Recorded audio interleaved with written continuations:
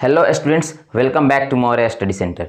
आइए आज की इस वीडियो में हम लोग जानने वाले हैं चर और अचर के बारे में। आज की इस वीडियो में हम लोग कंसेप्ट क्लियर करने वाले हैं, चर और अचर की कंसेप्ट को क्लियर करने वाले हैं। चर और अचर होते क्या हैं, इसके यूजेस क्या हैं हमारे मैथमेटिक्स में, इन सारी चीज़ों को हम लोग आज के इस वीडियो में क्लियर करने वाले हैं। ठीक है, ये देखिए, चर को इंग्लिश में क्या बोलते हैं? चर को इंग्लिश में वेरिएबल बोलते हैं। वहीं अचर को इंग्लिश में क्या बोलेंगे? कांस्टेंट बोलेंगे। ठीक है, चलिए आइए जानते हैं चर और अचर क्या होता है। ये देखिए, चर के ये देखिए डेफिनेशन। चर क्या होता है कि जिस राशि का मान गणितीय प्रक्रियाओं में बदलता रहता है उसे हम चर कहते हैं। बातों को समझिए, चर क्या होता है हमारा? तो जिस राशि का मान गणितीय प्रक्रियाओं में बदलता रहता है उसे हम चर कहते हैं, वेरिएबल कहते हैं। जैसे एक्स वाई जेड, मतलब कि जितने भी हमारे ये वेरिएबल टर्म्स आते हैं, ये समझिए बातों को।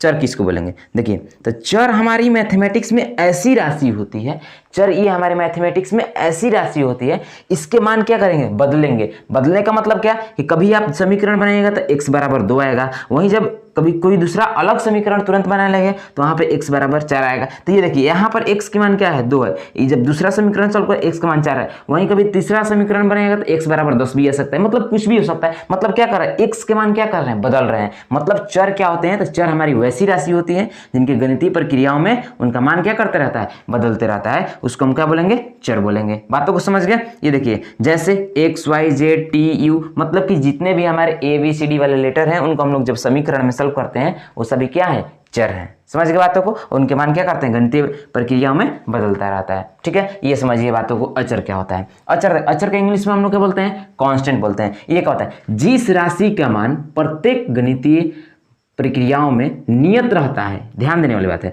जिस राशि का मान प्रत्येक गणितीय प्रक्रियाओं में नियत रहता है उसे अचर कहते हैं। उसे अचर कहते हैं या फिर कांस्टेंट कहते हैं। ये बस, जैसे 2, 18, 9, 3, 6, 5 पाई एक्सेट्रा। ये बातों को समझिए।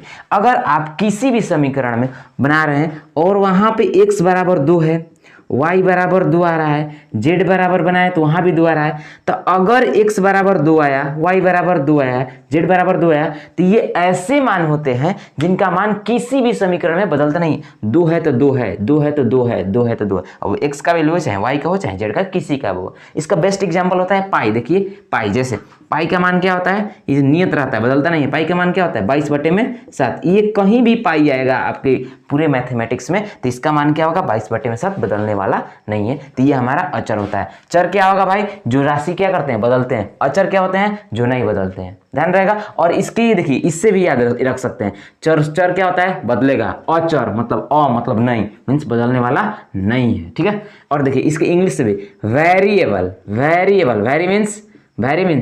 मीन्स अलग होना, मतलब कि क्या करेगा? वैरी करेगा, बदलेगा। इससे भी हम लोग मालूम करेंगे, मतलब ये बदलेगा। बदलने वाले मान को क्या बोलेंगे? चर बोलेंगे, वेरिएबल बोलेंगे। कांस्टेंट मतलब एकदम निश्चित है, इसके मान में बदलाव नहीं होने वाले हैं। इस तरह से आप चर और अचर को समझ सकते हैं। ठीक है।